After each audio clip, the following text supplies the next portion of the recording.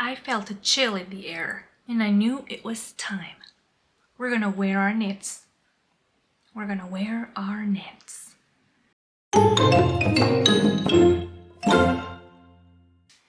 Hello, and welcome to Pearls of Wisdom. I'm Annie, and together with Ali and Karin, we are Pearl Perspectives.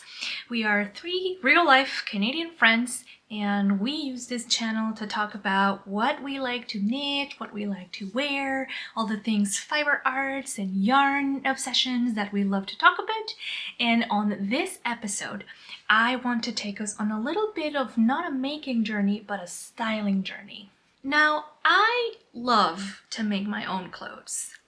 I love knitting and sewing, crochet, weaving, you name it. But I'm actually not very good at putting outfits together. So my fashion skills are not as advanced as my knitting skills. So on this episode, I wanted to challenge the three of us to try to exercise those skills a little bit more and get more wear out of our precious knitted garments. Each one of us is going to pick one fictional character that we love. We're going to study their style, assign some descriptive words, and we're going to try to build 2 outfits each based on that character. Is it going to be easy?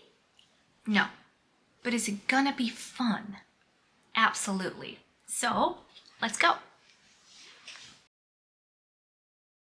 So my character today that I chose is Bee Koningswasser, who is the main character, one of the main characters in the book Love on the Brain by Ali Hazelwood. I chose Bee for a number of reasons. Number one, I vibe with her. I get her. She is me. I am her. We are the same. One of the things that I really like about Bee and would like to emulate in myself more is that she is so unapologetically herself in the way that she dresses and in the way that she self-represents on the outside.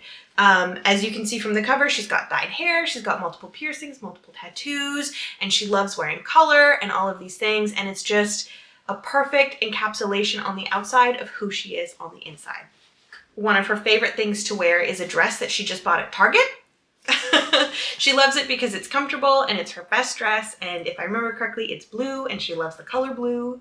So I think she would wear on a day-to-day something comfortable, something maybe a little cozy, but definitely something colorful. I can 100% picture Bee wearing like a big swooshy skirt, like brightly colored, and then a huge oversized sweater on top that completely clashes but somehow works. Like I could just see it, right? Like sleek and stylish on the bottom, but like cozy and comfy on the top. I think Work Bee is wearing something that's comfortable and practical because she is working in a lab, but at the same time is something that is very much unique to her own style that stands out in its own way.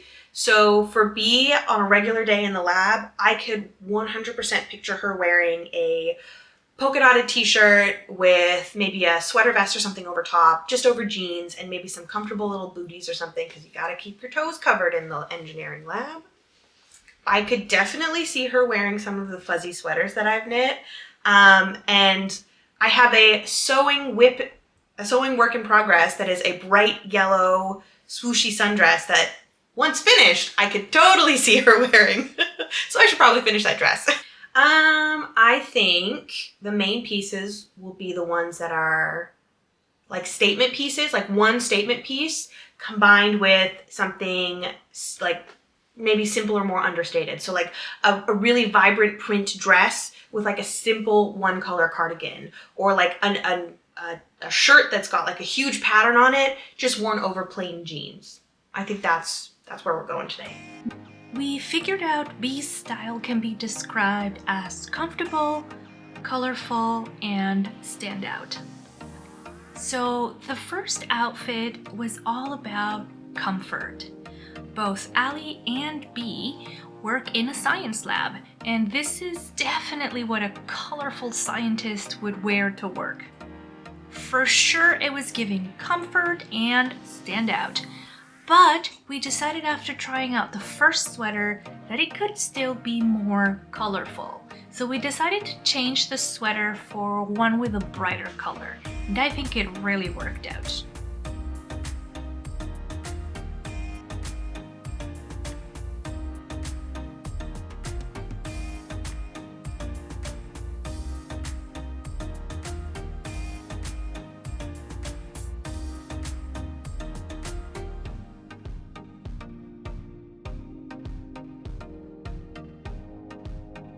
Ali chose to pair this with her Doc Martens, which I think was a great choice because it really brought a little textural difference to the rest of the outfit pieces that she chose.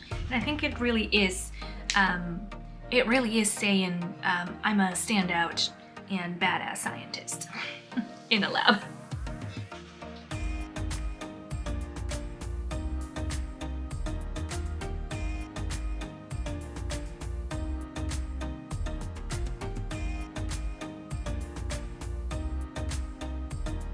For a more night out look, Ali chose a metallic green skirt and added a little bit of hidden color pop in her rainbow handmade socks, which I thought were super cute.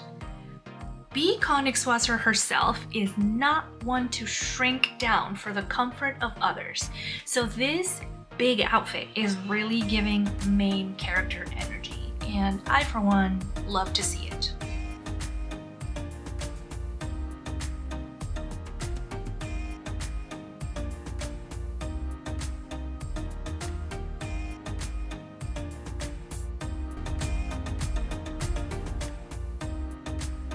After trying out this configuration, it turns out Ali has actually already styled the skirt this way, but it was really interesting to see just how much of the three style descriptors really do apply to her own life as well as the character that she chose.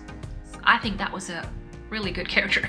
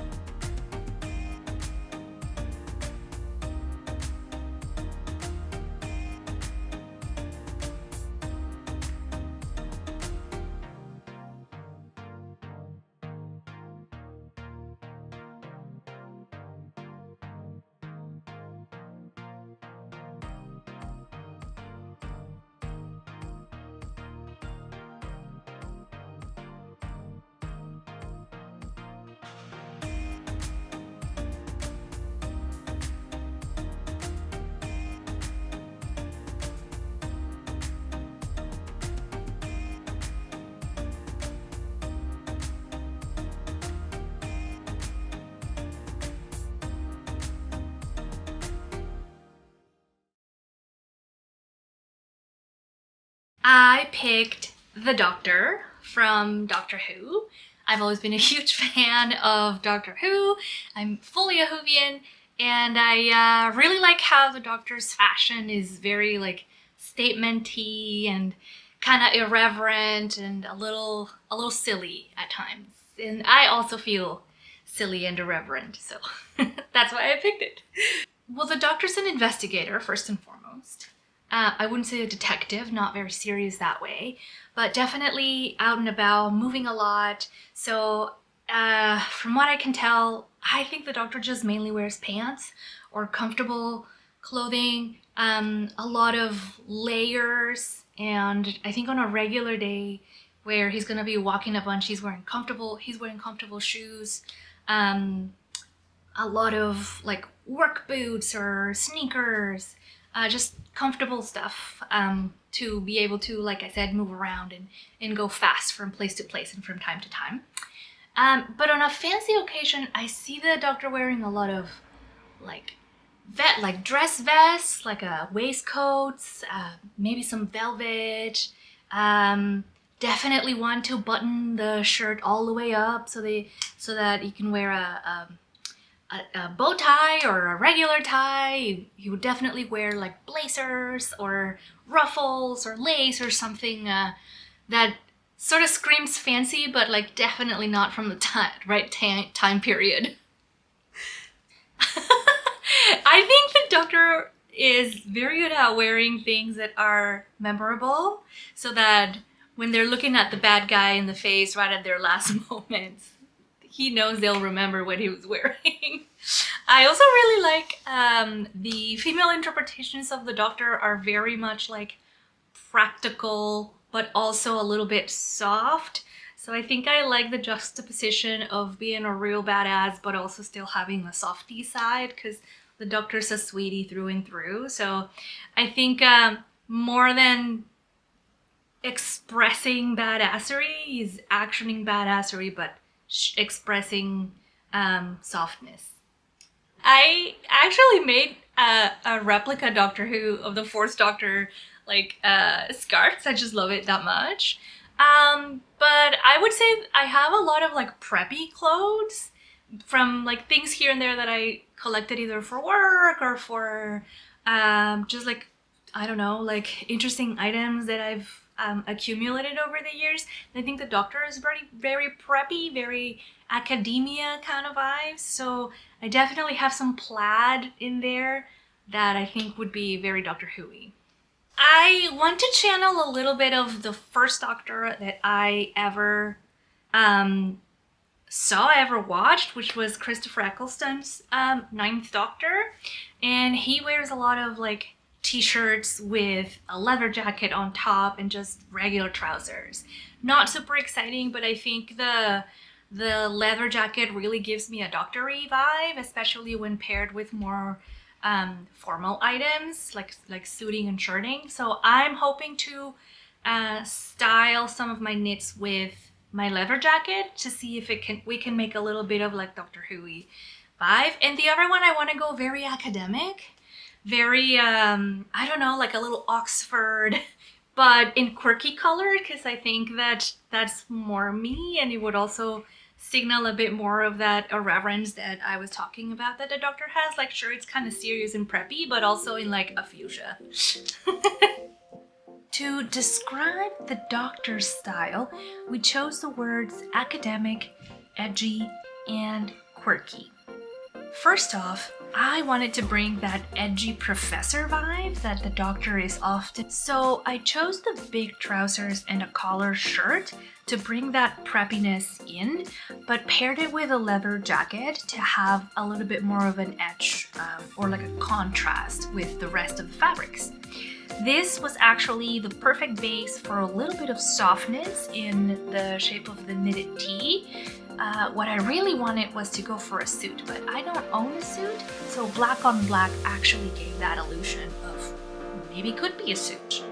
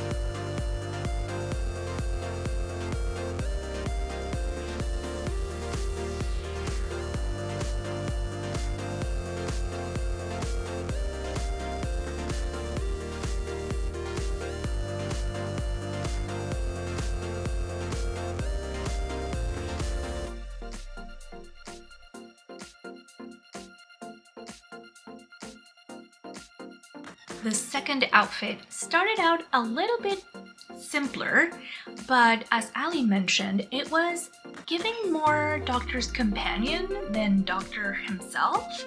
So we added the quirky blue blazer on top of that knitted tank top, and it immediately turned into an academia dream. No joke, I had never thought of putting these two pieces together, and I think now that they actually work really well.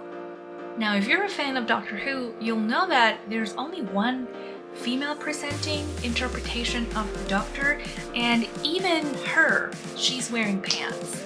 I am not an owner of preppy trousers, but I did have this plaid skirt. But in order for me to keep that academic kind of boss vibe, I paired it with some big boots. And I think that definitely reads a bit more on the masculine side, even though I am wearing a mini skirt, essentially.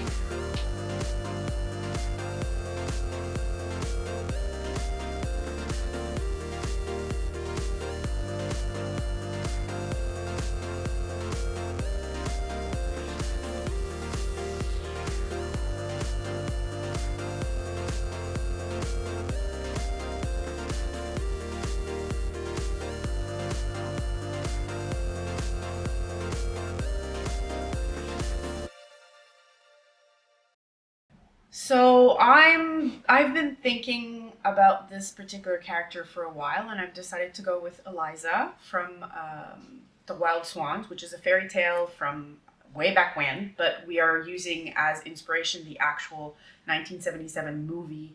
I believe it was a Japanese adaptation called The Wild Swans, at least in English. So this is the main female protagonist of that particular fairy tale. Princess Eliza is my inspiration. I think I chose Eliza because she is, in all of her sweetness, because she's a child when the story begins, she's also so fierce because when her brothers get transformed into swans, or whichever version of the bird you want, she doesn't give up. She spends years in the forest. She survives in the forest, so she shows her resilience, and she does all of this and survives so much more in order to protect her brothers. So that to me is such a beautiful thing, to just like be that kind of person, to say like, I'm gonna do this, like, you know, it's badass, but it's also I'm a mother figure badass mother figure. So it's very that was my inspiration for it. Now I do think that in today's world, in present day, I think she would still want to be in dresses because, you know, like she likes to look cute. But I do think that she would want to be cozy and warm. She gives me that vibe of like, I still want it to be practical, but she does live in areas where winter is a season. So she would probably want something warm. But she was a princess, so I have to believe that she would want to still look, you know, kind of distinguished, kind of cute while doing it, but still practical. Honestly, on a work day, I see her wearing maybe still I want to say a skirt or dress, just because it's very hard to picture her in pants, but pants would probably be much more practical in cases like this. But maybe a skirt with like pockets or something she could use to put the stuff that she's foraged, an apron maybe, or she wears a lot of vests, so I think that she would probably go for something like that, just for like to bind everything, kind of like that a little bit like peasant 70 or I don't know 1600 1700, like kind of like that, like farmer's daughter kind of vibe, where you have like that vest that's kind of like a corset, but not really a corset, with that chemise on top and then that long flowy skirt. That's the vibe I'm getting. Obviously this is more you know, like what they would wear back then. Today that would translate more as maybe like a more modern cut skirt with the same like vest and like blouse or something, just to replicate a bit of that. So I went through my closet and I definitely found things that I think she would definitely gravitate towards. I'm not necessarily sure about the colors, but I can tell you that I think neutral colors, nature, like green and beige and black, like well, I mean not black, but like darker. I think she'd go for that kind of stuff. I don't think she'd go for necessarily super vibrant colors, mostly because she works with natural fibers. And I do have a lot of that in my closet because I appreciate the natural fibers. So, I have a few ideas. Yeah. So I went for one more of a work-ish, or I want to say like intellectual work outfit, where the showcase piece is definitely the green vest, because that is a piece I made myself. Well, technically I also did the skirt, but I digress. The showcase would definitely be the vest, and then the other one would be more like what she'd wear on a night out with her buddies, her friends. With like a bit more baggy, but still like singed a little bit at the hips, like kind of cute, like a little skirt, and then like maybe little booties. Nothing like, I don't really see her in heels. A part of me sees her in like bigger booty, kind of like small, but like still, like not super dainty either, because she does walk a lot. That's the vibe I'm getting. So that's what we're gonna go for. All right. I definitely don't think I would survive in the woods for 6 years. I don't think I have that like determination in me, but I can appreciate the coziness and the determination of knitting 6 sweaters, I think it was one per season or something along those lines. She went hardcore, so I would like to say that I'm kind of like a lo-fi version of Eliza.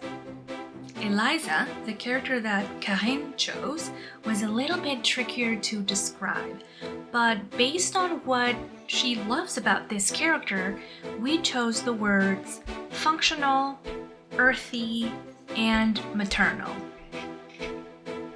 For a regular day in the fairy tale world where Eliza lives, Karine chose this super cute peasant blouse and skirt combo and layered the knitted tank on top of that to sort of give the illusion of her wearing a vest or a corset on top.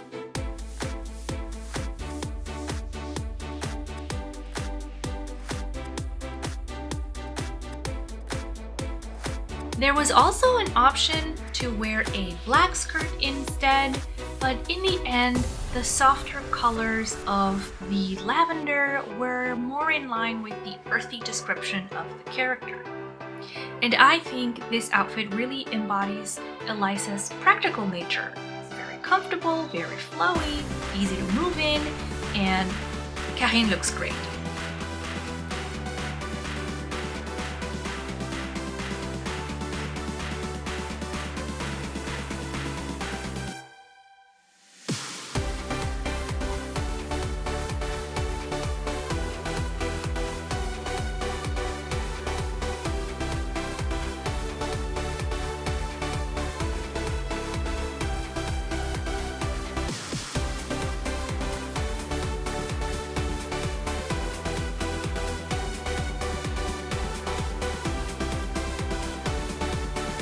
The second outfit is a more modern interpretation, more of like what would Eliza wear if she were living in modern times.